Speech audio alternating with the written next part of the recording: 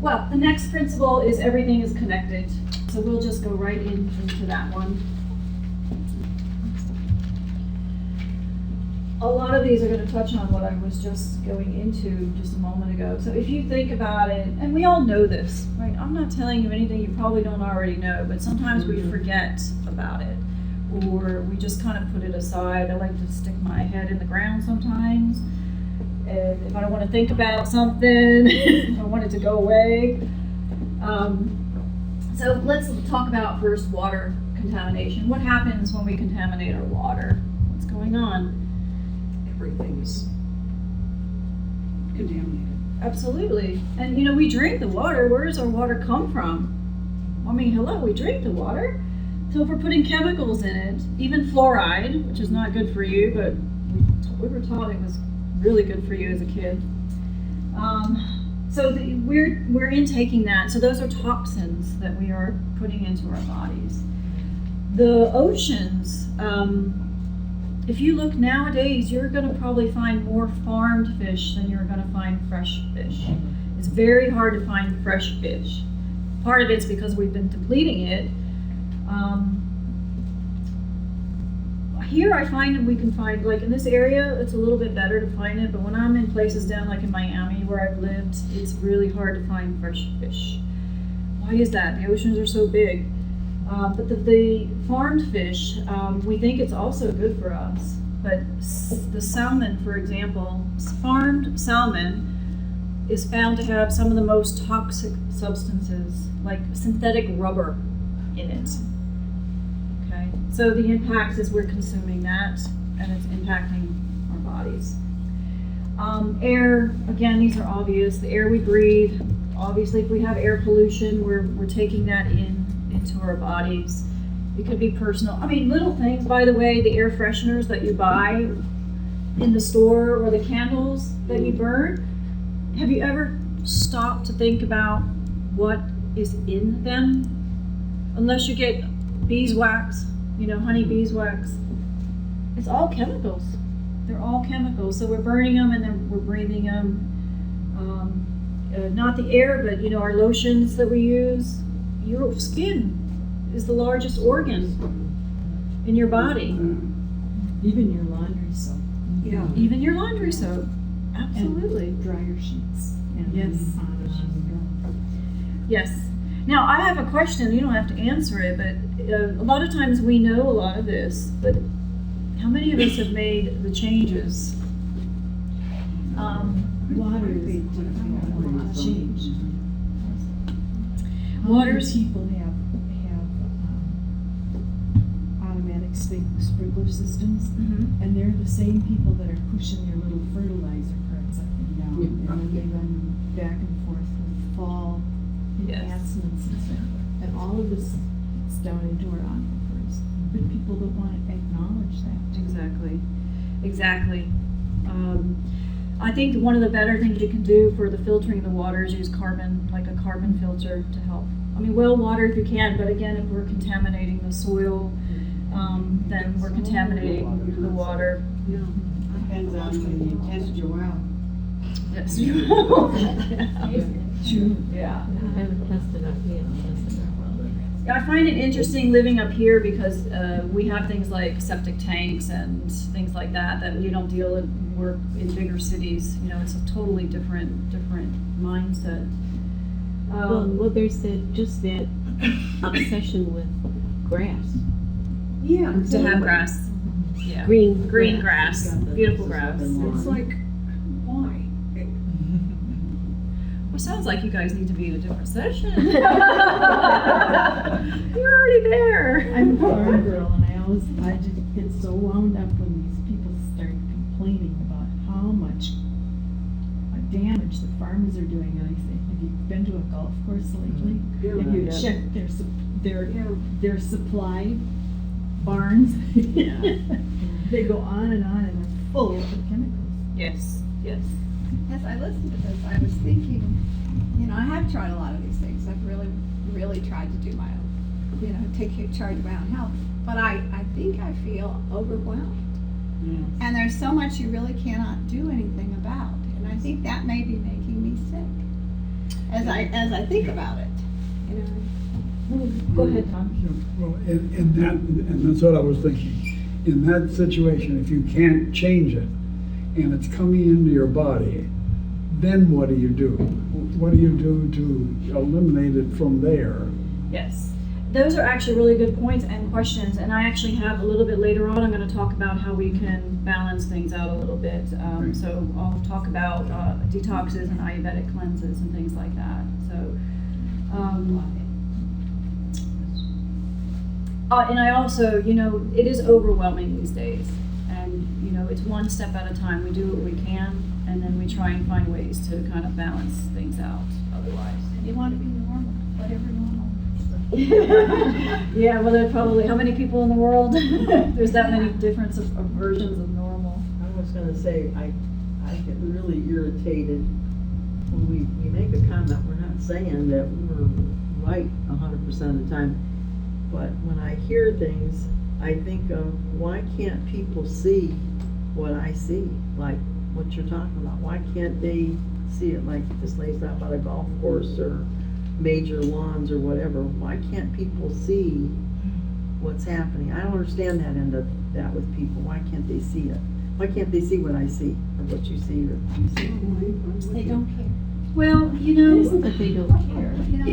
if I can add, if you go back to the four things that I had earlier, one was to me, the spiritual side. And as a result of kind of on this journey, I realized that, first of all, you need to change what you can. And everyone is on their own journey. Right. The other thing is everyone's experience is different. So if you think about your experiences, things that you know, things that you believe, they're going to be so different than the person sitting next to you, or that person that doesn't get it, because they have other factors in their life that have influenced them for whatever reasons. And I, you know, actually moving here into DEFUNIAK, this area in the panhandle of Florida, I feel really fortunate because I feel that just living here a short period of time, every child should grow up on a farm. And because I think there's so many learnings, because I feel that we've gotten away from our foundational basis. This is my personal view. We've gotten away, and it's not necessarily the fault of the individual. They don't know any better, or maybe their parents didn't know any better. And everyone is doing the best they can with what they have now. You know, if I look how I was 20 years ago, I'm definitely a different person, but I feel like I'm a better person. And I was probably one of those people that didn't get it, 20 years ago, So everyone has their own journey, and they have different influences based upon their life, their experience, their values, and what I know is I can only control what's here. I have to start here, me. And then what you'll find is you do the best you can, and then people will either take note or they don't. And they'll either agree or they won't. And either way, it's okay, because they're all on their own journey.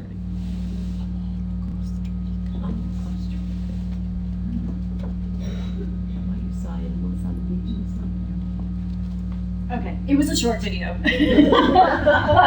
I just wanted to put a picture here, and I'll explain why.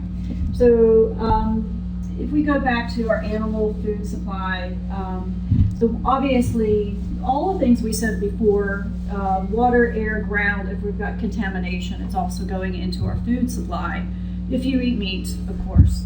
Well, even if you eat plants, it's all going into our food supply. It's common, obviously, for antibiotics and steroids to be injected into foods, particularly mass-produced foods. And the reason I show you that, so I was in India, and I was doing an Ayurvedic cleanse there. I was doing other stuff, but I was doing a cleanse. And I found it so amazing because, if you think about today, particularly in the U.S., the way our farm animals are raised for mass consumption, they're really traumatic conditions that they live under. And they're constantly being milked by machines. They're abused. But you know what? They're animals. They have feelings and emotions. And yes, so here, this is a place I was in India, and they take such good care of their cows. And I asked the doctor I asked him to give me, so we were just chatting, and this is what he sent me on their cows and why they're so amazing. By the way, their milk, I don't drink milk. That milk is like milk I have never tasted before in my life. It didn't even taste like milk. It was something completely different. It was amazing, amazing. So he says here, our cows graze on the beach from early morning, fulfilling their natural habit. They are hand washed with water so that they feel more touched and loved by humans, creating a bond. As a result, when the cow gives milk with the same motherly love as it does to his calf, it is more nourishing for the cow, for us. Their cows graze naturally on naturally growing grass, and they graze under the sun, as you've seen, which is important for their health. And in ancient scriptures, the hump on the bulls and the cows, they absorb energy from the sun. So they're not given any supplements. They eat natural and organic powdered lentils, grains, millet, corn, groundnut, sesame seed, and some other things. And they're only milked in the morning, and only with 2 nipples are milked, leaving the rest for the calves. So imagine having a good steak from those cows. Or in my case, drinking their milk. It was out of this world.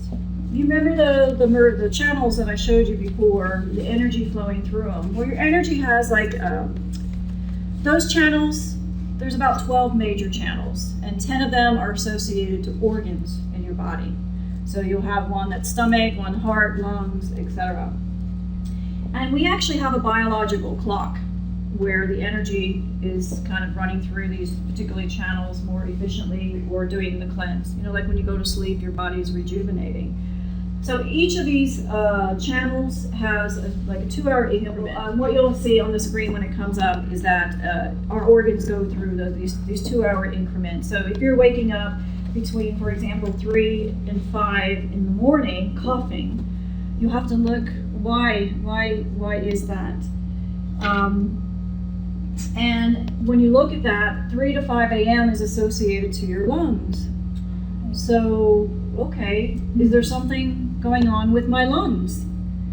But also, there is in Chinese medicine something called 5-element theory. Again, everything's connected. But did you know that your organs are associated to emotions? Mm-hmm. So, Yes. your lungs are then associated to grief. So if you're constantly waking up 3 to 5 in the morning, what's going on with your lungs? Is there talking about looking at the root cause? Is there something related to grief that you need to work on? No? Oh, where's our tech now? He said he would come in and out. Okay. The other thing, there's another example. Your large intestine, the most ideal time is 5 to 7 in the morning.